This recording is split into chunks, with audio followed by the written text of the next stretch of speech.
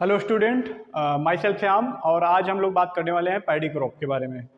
तो स्टार्ट करने से पहले हम लोग बात कर लेते हैं कि पैडी जो आपका सीरियल क्रॉप्स है, ठीक है, सीरियल्स में आती है। और ये मोनोकॉट, इसका जो सीड होता है मोनोकॉट होता है। ये आपकी सेल्फ पॉलिनेटेड क्रॉप होती है, ये C3, ठीक है, C3 होता है। उसके बाद आपका ये शॉर्ट डे प्लांट भी होता है, ठीक है। तो बात करते हैं जो आपका पैडी है। पैडी का जो साइंटिफिक नेम होता है वो होता है आपका ओराइजा सेटाइवा।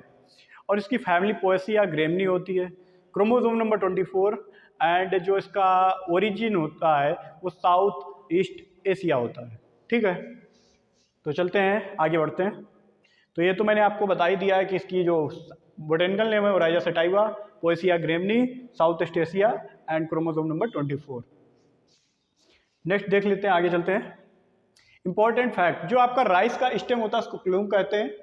और जो उसका इन्फ्लोरेसेंस होता है राइस का, वो आपका कहलाता है panicle.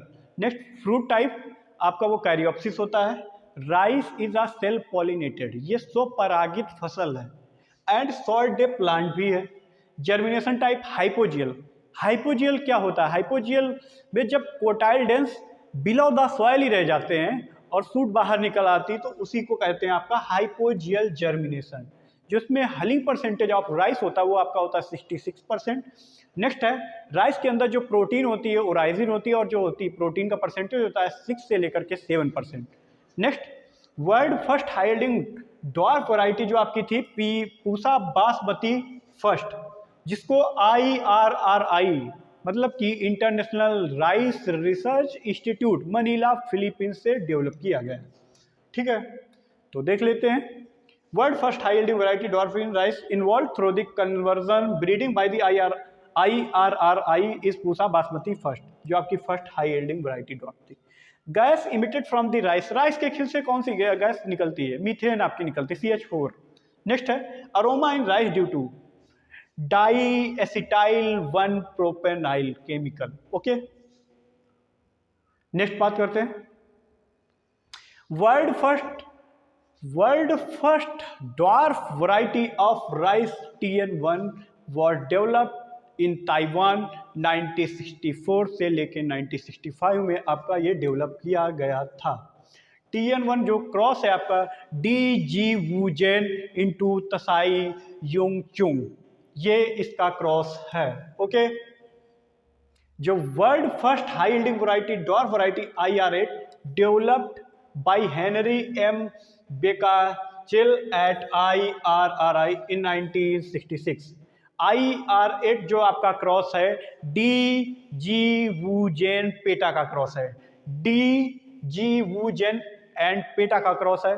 First high yielding variety of earliest semi dwarf variety Jaya, जो आपकी इंडिया की फर्स्ट हाई यील्डिंग वैरायटी है वो आपकी पहली थी जो की है जया, ठीक है। जो कि इसका क्रॉस है TN फर्स्ट इंटू T141, जैसा कि आपका ये लिखा है TN first type 141, it is out yielded TN first IR both hence called miracle rice of India, miracle rice of India.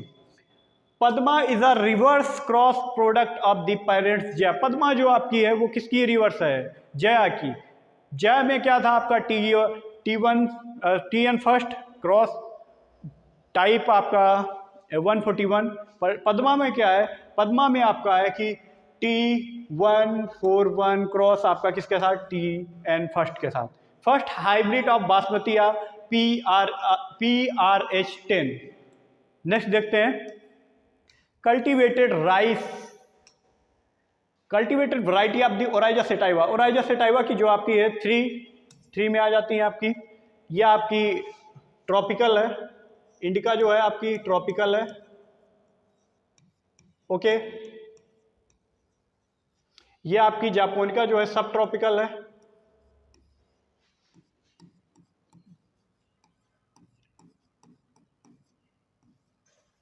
Okay.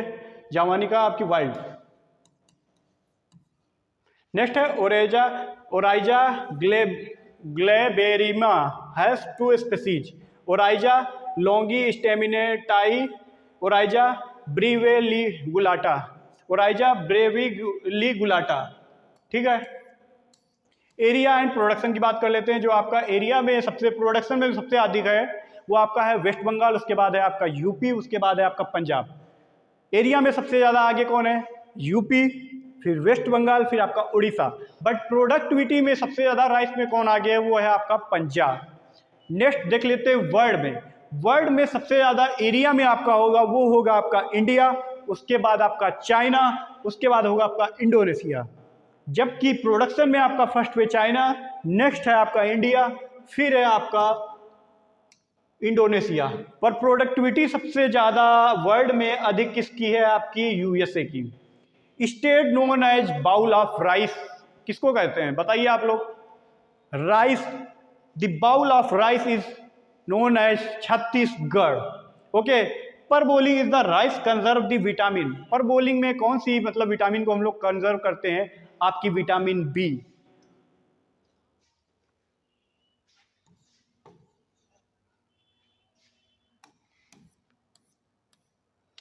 Climate की बात कर लेते हैं। जो आपका राइस को होता है, राइस को क्लाइमेट की जरूरत होती है हॉट एंड ह्यूमिड क्लाइमेट की। जबकि इसको टेम्परेचर, मैक्सिमम टेम्परेचर ग्रो होने के लिए 36 से लेकर के 38 डिग्री सेंटीग्रेड, ऑप्टिमम 30 से 32 डिग्री सेंटीग्रेड, मिनिमम 10 से 12 degree centigrade. But average temperature जो इसको रिक्वायर होता है वो आपका 21 से लेकर के 37 degree centigrade. Okay. Next, tailoring के टाइम मोस्ट आपको टेम्परेचर की जरूरत होता है देन ग्रोथ। ग्रोथ के समय से ज्यादा आपको टेलरिंग के टाइम राइस को टेम्परेचर की जरूरत होती है। All the time of ripening the temperature should be, ripening जो आपका धान पक रहा हो उस समय टेम्परेचर आपको होना चाहिए 20 से 25 degree centigrade. The requirement, the temperature requirement for blossoming is in the range of 26.5 to 29.5 degree centigrade. चलते हैं नेक्स्ट। आपको सॉयल, राइस को ग्रो करने के लिए कैसी सॉयल चाहिए? पहले तो बात कर लेते हैं। जो आपकी राइस है वो उसको हम एसिटिक सॉयल में भी ग्रो कर सकते हैं, और इसके लिए क्ले या क्लेई लूम सॉयल होना चाहिए। और जो राइस का ग्रो करने के लिए पीएच होना चाहिए वो आपका होना चाहिए 5 से लेकर के 6.5 पीएच होना चाहिए। चलिए देखते हैं। इसके लिए क्ले लूम या clay soil most suitable for the rice cultivation. Planted able to tolerate wider range of the soil reaction, but its flow does have preference for the acidic soil. Acidic soil are good for the rice cultivation, grow as well in soil having pH range between 5 से लेकर के 6.5। Next देखते हैं sowing time. जो आपका होता है 3 प्रकार से सीजन, 3 सीजन में आपका धान ग्रो किया जाता है। आपका जो नॉर्थ में किया जा रहा है वो आपका अमन किया जा रहा है, अमन। अस मतलब हो गया ये आपका प्री खरीफ, मतलब खरीफ सीजन के पहले ही इसको ग्रो करते हैं, अमन खरीफ सीजन में। और आपका जो रवि है, रवि सीजन में हम लोग बोरो को ग्रो करते हैं। समझ में आया? अब अस को जो हम ग्रो कर रहे हैं वो अप्रैल से मई में ग्रो कर रहे हैं, सोइंग कर रहे हैं, और इसका हार्वेस्टिंग सितंबर टू अक्टूबर में हो रहा है। जबकि अमन को जून जुलाई में करते हैं, नॉर्थ इंडिया में हम लोगों को ग्रो करते हैं, यूपी में, बिहार में नवंबर टू दिसंबर में इसको हार्वेस्ट कर लेते हैं। ओके। नेक्स्ट है बोरो को नवंबर टू दिसंबर में हम लोग सोइंग कर रहे हैं और हार्वेस्टिंग इसकी मार्च अप्रैल में कर रहे हैं। अब बात कर लेते हैं स्पेसिंग की। जो आपका SRI मेथड होती है उसमें स्पेसिंग की जरूरत 25 इंटू 25 सेंटीमीटर। आपका row to row, plant to plant. Transplanting में आपको 20 इंटू 10 सेंटीमीटर और हाइब्रिड में 20 into 15 centimetre. Okay. Seed rate की बात कर लेते हैं। ब्रॉडकास्टिंग में आपको ब्रॉडकास्टिंग जब आप कर रहे हैं तो ब्रॉडकास्टिंग में जो सीड रेट की आवश्यकता होगी वो आपको 100, ड्रिबलिंग द्वारा आपको 60, हाइब्रिड की आपको 20, और डेपो मेथड के थ्रू कर रहे हैं वो आपका 1.5 से 2 kg पर हेक्टेयर, और आपकी श्री मेथड 5 से 6 kg। और जो आपकी डेपो मेथड डेवलप की गई थी वो आपकी की गई थी मनीला, फिलीपींस। बात कर लेते हैं डेपोग या मैथ नर्सरी। इसमें आपका क्या होता है कि इसको पॉलीथीन, प्लास्टिक की पॉलीथीन पे या फिर कंक्रीट फ्लोर पे सीडलिंग तैयार कर सकते हैं, या फिर सीडलिंग ट्रे में भी इस सीडलिंग को तैयार कर सकते हैं। और इसको कहाँ से इंडिया में इंट्रोड्यूस हुआ था? फिलीपींस। मतलब ये कहाँ खोजा गया था? फिलीपींस में। ओके। और ये जो आपकी तैयार होती है 11 से 14 दिन में इसकी नर्सरी तैयार हो जाती है। बात कर लेते हैं वैरायटी की। वैरायटी राइस अपलैंड में तुलसी, आदित्य, सतूरी, साकेत 4, हीरा, कंचन, कालिंगा 3, वीएल धान 221, रैनफीड एंड सैलो लोलैंड के लिए, मानसरोवर, फाल्गुना, अर्ली वैरायटी के लिए जवाहर 75, कालिंग 3, आभा, बाला, कावेरी। और आपकी जो मीडियम वैरायटी होती है अनुपमा, रत्ना, आभा, समृद्धि, लेट जो है Kranti, Madhavi, Garima, Falguni, Surekha. Mutant variety Jagannath, mutant variety जो आपकी होती है जगन्नाथ, ठीक है। प्रोटीन रिच साबरमती, और आपका सैलिनिटी रेजिस्टेंट लूनिसरी। ओके, नेक्स्ट चलते हैं, बात करते हैं SRI method, system of rice intensification. Planting young 8 से 10 डेज में सीडलिंग है इसकी। इसमें नो फ्लड इरीगेशन, इसमें फ्लड मतलब वाटर की आवश्यकता तो होती है पर भर के नहीं, नो फ्लड इरीगेशन की आवश्यकता मतलब कि जल भराव इसमें नहीं किया जाता है। सीड रेट इसमें जो कि आपको ज़रूरत होता है 6 से 7 kg, transplanted at 25x25 within first seedling per hill. SRI develop by the 1983, Madagascar by FR Henry de Laulanie, introduce in India 2000 for the first time in Tamil Nadu. ठीक है, चलते हैं, बात करते हैं next water requirement. Water requirement जो rice को जरूरत होती है, वाटर रिक्वायरमेंट ऑफ राइस 1100 से 1250। ओके, और rice is a rice field submerge in the 5 centimetre deep water, मतलब कि जो राइस का तब आपका अच्छा ग्रो करेगा जब उसमें 5 सेंटीमीटर आपका डीप वाटर में परमानेंट वाटर रहना चाहिए। और the reproductive and the grain formation stage in beneficial, आपका रिप्रोडक्टिव टाइम और जब आपका दाना बनना हो तो प्लांट में, तो आपका 5 सेंटीमीटर डीप वाटर होना चाहिए, नहीं तो आपका अच्छी पैदावार नहीं होगी। Critical stage of the panicle initiation, most is the critical, फिर heading and after flowering. Rice requirement 5000 litre of water produce 1 kg of grain, मतलब कि 1 kg आप ग्रेन को प्रोड्यूस करने के लिए आपको कितना वाटर रिक्वायर हो रहा है? 5000 लीटर। ओके, नेक्स्ट बात कर रहे हैं फर्टिलाइजर एंड मैनेजमेंट। फर्टिलाइजर हम लोग अधिकतर देते हैं, हम लोग राइस में अमोनिकल फर्टिलाइजर भी दे सकते हैं, जो कि हम लोग अधिकतर अमोनिकल फर्टिलाइजर का यूज किस जोन में करते हैं? ऑक्सीडाइज जोन या रिड्यूस जोन, बताइए आप लोग। जो कि अमोनिकल फर्टिलाइजर का यूज किया जाता है आपका है रिड्यूस जोन में। रिड्यूस जोन मतलब क्या होता है? बिलो द 10 सेंटीमीटर, और आपके ये ऊपर का जो होता है इधर, ये इसमें ऑक्सीडाइज जोन होता है।